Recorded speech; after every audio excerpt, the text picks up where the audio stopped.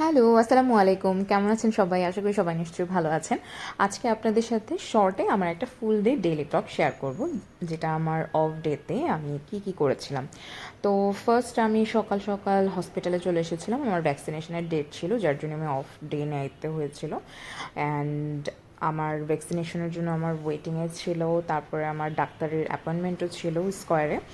So এই সব কিছু কাজ শেষ করে আমি তাড়াতাড়ি চলে যেতে হয়েছিল আমার স্টারটেকে, যেখানে আমি হচ্ছে আমার ল্যাপটপটা দিয়েছি। সেটা হচ্ছে আপনার মাল্টিপ্ল্যানে দিয়েছি। সেখানে আমার এক পরিচিত ভাই আছে।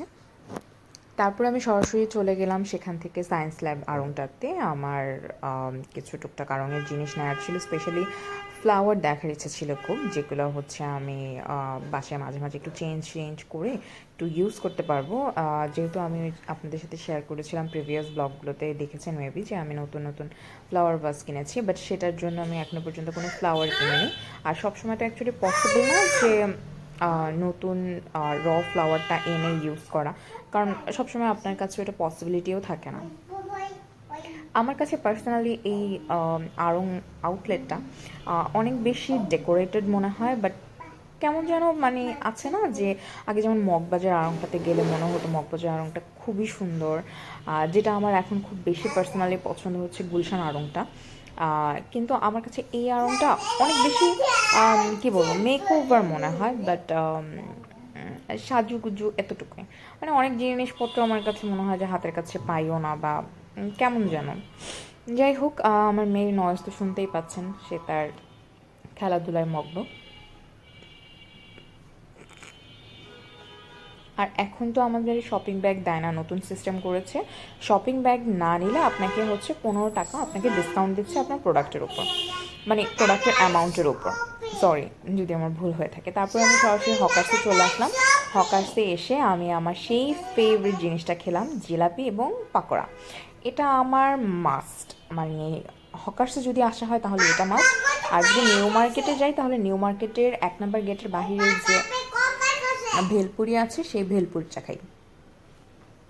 তারপরে সেদিন জানি আমার কী হয়েছিল, যেহেতু লং ডে বাইরে ছিলাম তাই একটু জাঙ্ক ফুড বেশি খাওয়া হয়ে গেছে।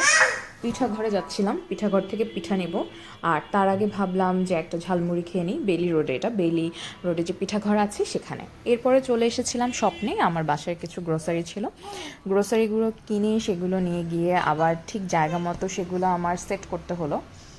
তারপর সেট করার পর ভাবলাম ডিনারটা কমপ্লিট করে 1 কাপ কফি হয়ে যাক। তো আমি একটা কাপের ভিতরে আমাদের দুজনের জন্য কফি বানাচ্ছিলাম। কফি আমাদের 2 কাপে আর বানাইনি। সো আমি বাসায় আমাদের নিয়ে গিয়েছিলাম ডেভিডফটা আর কফি মেট, তো আমি ওটা বাসায় রেখে এসেছি আব্বুর জন্য। আব্বুর যদিও অলরেডি আমার ভাই যে কফি নিয়ে এসেছিলো সেগুলোই স্টকে আছে, বাট আব্বুর কাছে এটারও ফ্লেভার ভালো লেগেছে। আর আব্বু যেহেতু কফি খেতে অনেক পছন্দ করে, তাই আমি ওটা বাসায় রেখে আসলাম, যে আম্মুকে বললাম যে ঠিক আছে তুমি আব্বুকেই দিও। আর আমি যেখানে আমার মেয়ে সেখানে দেখতে এসেছিলো মা কী করছে, আমাকে কি একটু কফি দিবে। তারপর সে আবার গুটি পায়ে চলে গেল। এরকমই সে, তাকে রেখে আমি কোনো কিছু করতে পারি না। রুমে এসেছি এখন একটু ভয়েস ওভার দিব, বাট সে আমার পিছে পিছে। পুরো ভিডিওতে আমার থেকে বেশি কথা আপনি ওর শুনতে পাবেন। এই তো তো sorry for the mess again. অনেক ডিনার করা হয়েছে, তো আমাদের খাবার দাবারগুলো সিনকে পড়ে আছে।